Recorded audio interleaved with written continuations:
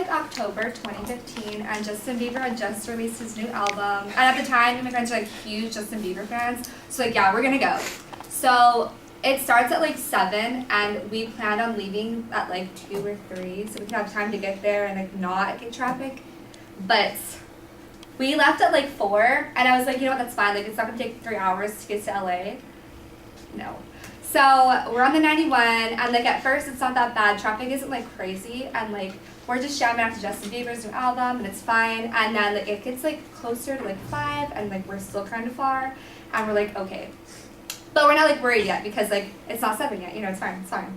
And then Siri's like redirecting us, she's like taking us on different freeways, and we're like, okay, like what? And like at one point like we can't like change freeways anymore because like the traffic is just too bad. So we stay on the one freeway, and then like it's fine. And then we get off the freeway, and we get like lost, and like there's confusing, and we get lost, and like, but it's like 6 o'clock at this point, so it's like kind of like nerve-wracking because we don't know where we're going. And then finally we find the street, and it's just like a straight shot down this street to the Staples Center, and like you can see it's like huge and it's illuminated, but there's like all these cars, and like we're like in a sea of traffic basically, and it's like getting close to like 7, and like we're kind of like trying to be positive at this point, but like, you know, whatever. And then we finally get to like the end of the street where there's like parking lots you can park in, and like there's this huge structure. It's not like the actual Staples Center, but it's like near it. And like we go, and they're like, hey, like no, like we're at capacity, you can't park here. And we're like, shit, okay.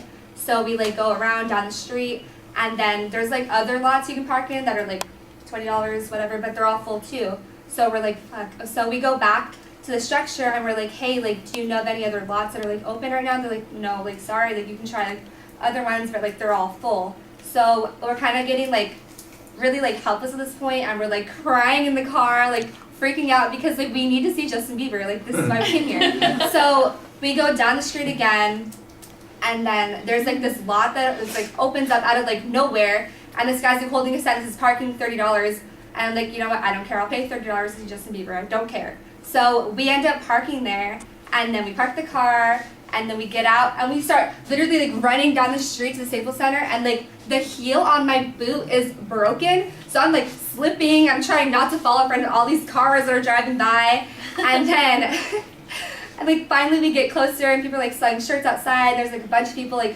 going at the same time as us, so like we weren't like super late. And then we get inside the Staples Center, and like they check our ticket, and like we're like, okay, cool, like we're in here. And then for some reason we thought our like seats were upstairs, but they weren't. So we like get on the escalator, and then my friend Haley's like, I don't think our seats are upstairs. So we're like, okay. So we have to literally run back down the escalator, and I don't know if you guys have ever ran down an escalator, but that is impossible. It's so hard. So we're like trying so hard, and people are like, what are you guys doing? We're in everyone's way. And then finally we get back down, and my friend Sarah's like, I have to pee. And we're like, oh my god, because it's like 7 already. So we go to the bathroom, and she's peeing at me, and my friend are like screaming, like, hurry up, like, can you hurry up? And she's like, I'm trying. And like she finishes, and we like grab her, she doesn't wash her hands or anything. And we go back to like there's a bunch of like entryways, and like, I don't know. But they have like numbers on them. We go in one, and I guess it was like the wrong one, because the ushers were like, oh, your seat's like on the other side. And we're like, fuck.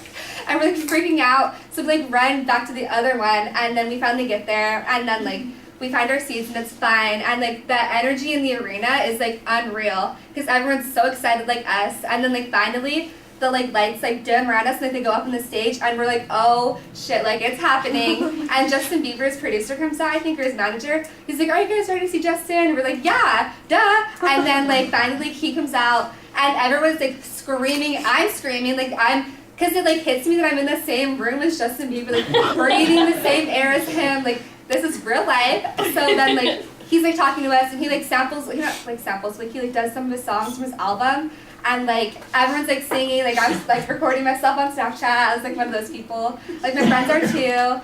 And then he does like throwback songs, he pulls a girl up on stage too, and it's like wild. And it was like that moment was like the best thing in my life, being with Justin Bieber, and then, well, not with him, but you know. And yeah, and like the show ended, and it was really good, and like we left, and like traffic was really bad on the way home too, but I didn't care at that point because like I saw Justin Bieber, and like I had to take a toll road home, but it's fine. And yeah, and that was the day that I saw Justin Bieber.